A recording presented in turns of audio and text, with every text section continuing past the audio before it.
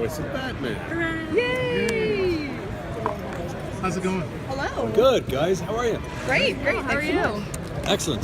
Just had my coffee, so I'm ready to go. Good choice. Okay, so there's a lot of Batman out there, obviously. So I guess my question would be, with all of these different Batmen and actors behind him floating around, how do you take this and make it yours? Well, this to me is a very specific Batman with a very specific backstory. Backstory, not Batstory. That's different.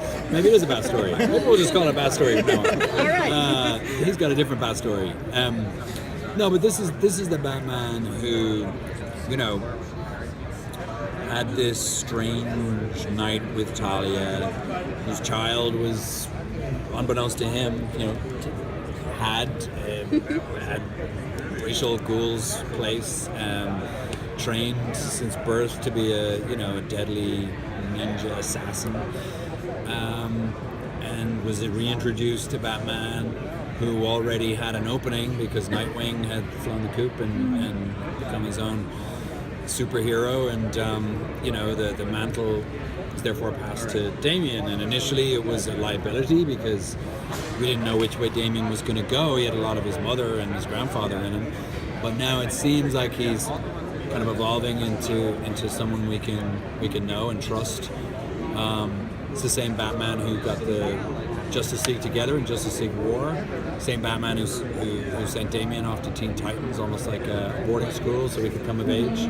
And now he's having to get this ragtag bunch of mediums and dead guys, and people to clear up the demonic streets of Gotham. So to me, this Batman is very specific. It doesn't exist in the any of the other universes. I love Kevin Conroy's Batman, but I wouldn't be able to play him. I don't know that guy. I don't know who that guy is. I love Ben Affleck's Batman, but he's not my Batman. So to me, there's very, I think maybe to the masses, it's all just Batman. But to me, it's very specific, and it means, this Batman means a lot to me because I was able to bring my own experiences to it as a father. And I think that's the singular thing that distinguishes this guy from all the others.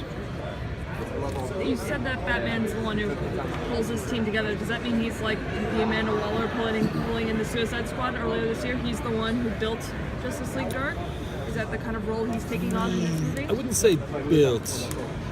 So there's these, these demons are appearing in Gotham, but not to everybody. So the Justice League are like, how do you fight something you can't see, right? Deadman leaves a message for Batman, a very subtle message, which is Constantine, written in red paint all over his Very subtle. Yeah. Maybe I should contact Constantine. And so from that point on, it kind of grows and grows and grows. But yeah, he oversees it. He doesn't really play the same role, like sort of, what would be the word, a generic role that he would play as leader in Justice League. Yeah. But he's definitely overseeing everything. What makes this one fun is that he thinks all this magic and supernatural stuff is just a load of nonsense, and isn't afraid to let Constantine know that it's just rubbish. So we get a little bit of levity there, which in a movie as dark as this is really kind of refreshing.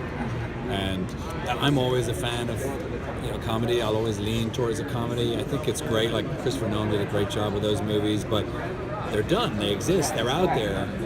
I hope we're moving towards a world where we can sort of laugh along with some of the characters. And as dark as Batman is in this movie called Justice League Dark, you'd be surprised. There's some unexpected moments for comedy, which I love. It provides an interesting bit of character for Batman because he's in this story as the skeptic. Yeah, and he which keeps also makes him the everyman, by the way. Yeah, The audience's eyes and ears. But yeah, it's also funny because it presents something we don't see very often, which is Batman being wrong. Right. Yeah, he's wrong, but he doesn't. I don't think in this case he cares to be right. It's like whatever, guys, like just sort out the problem, you know? And I think also he's more than happy to use science and gadgets whenever he can, just to prove that, you know, not everything needs to be solved with magic. So yeah, I mean, it's a great, and to me also it's a Batman is the bridge here between like the DCU we know, like the Justice League world that's familiar to us, and this new world that we're sort of starting to explore here, and hopefully continue to. I mean, I love the Justice League Dark stuff. You know, that whole world is interesting, and I think there's a lot to be mined there. I wonder if it'll continue. I hope it continues, either as animated or live action. How does he reconcile? Batman, you know, he's for justice. He has a very big black and white line between who's good, who's bad.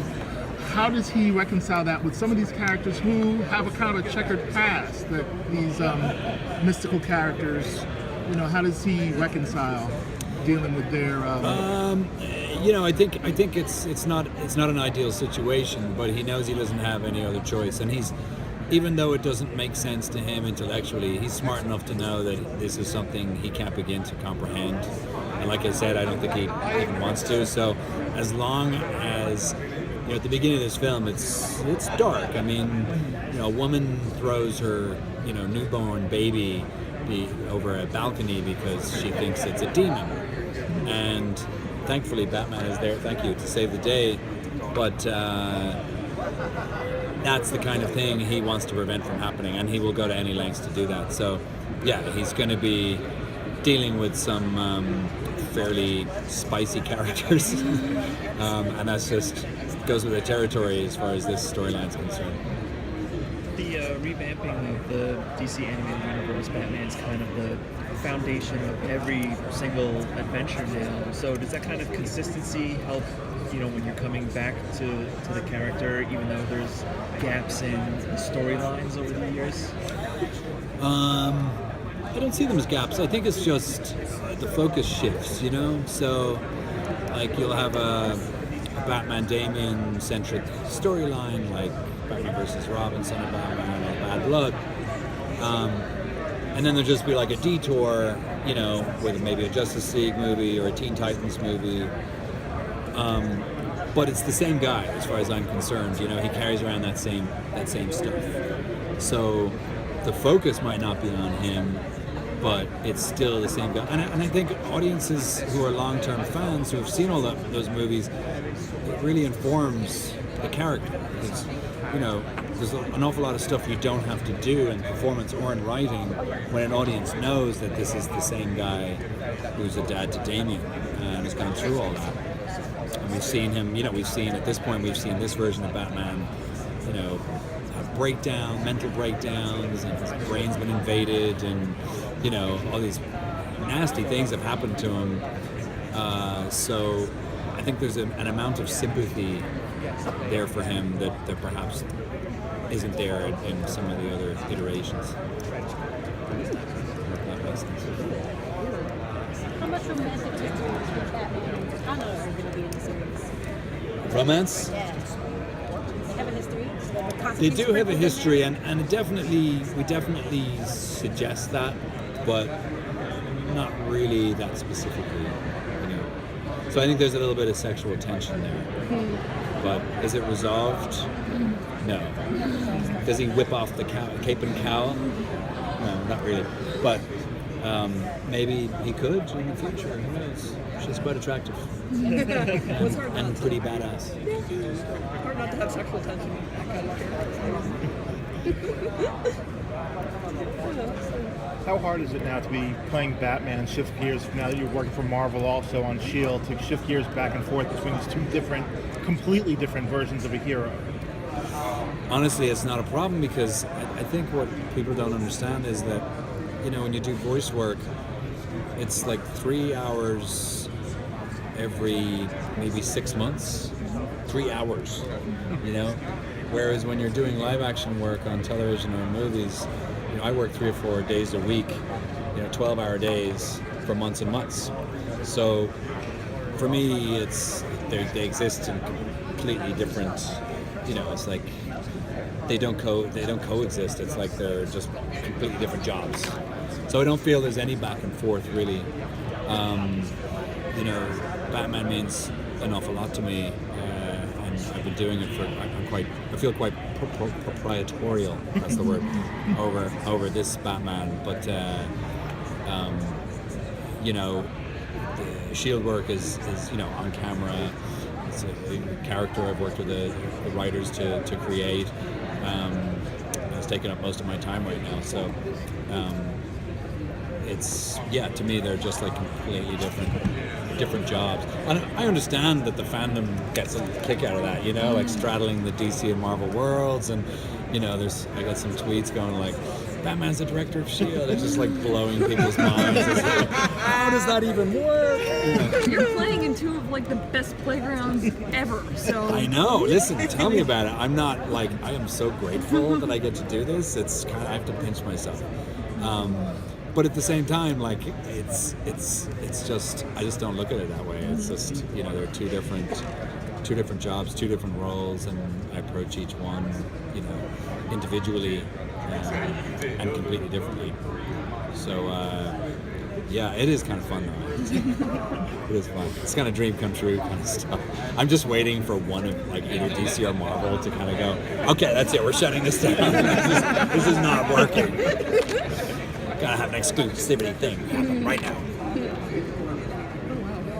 Are there any Batman stories that you're aware of that you want to be able to adapt? You're like, this is the Batman story I want to tell. Don't let anyone else play it. Oh well, I mean, I am, like I said, I feel possessive about this storyline. So I wouldn't like anyone else to play this version of Batman, right? So I wouldn't like anyone else to be playing a Batman that has a Damian and a Talia, and, right? And a Nightwing even. Like, you know, I think Nightwing and Batman on screen together is just, you know, electric for me anyway. I love watching it. So yeah, that'd be kind of hard to swallow.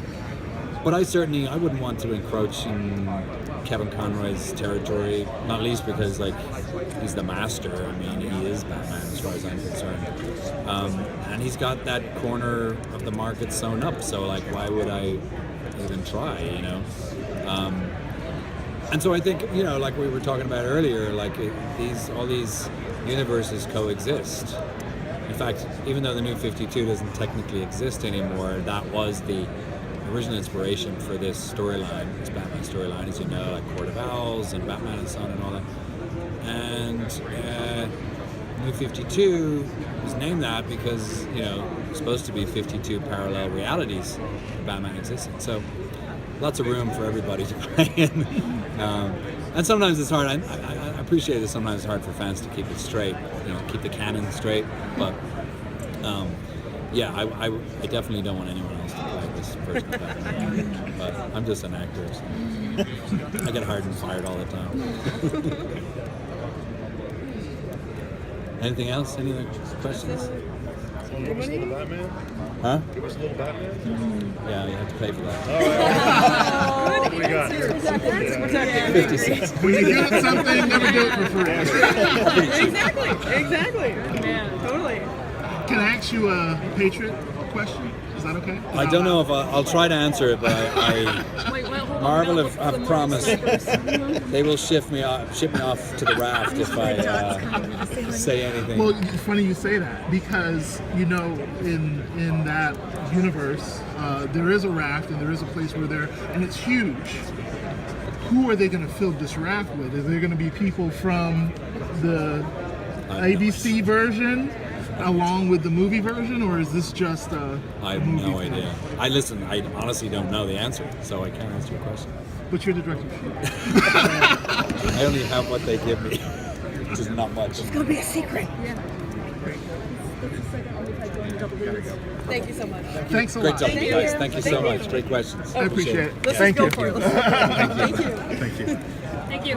Have a good one. That was a lot better than the James Tucker. Like, Yeah, there you go. actually should play him. Yay!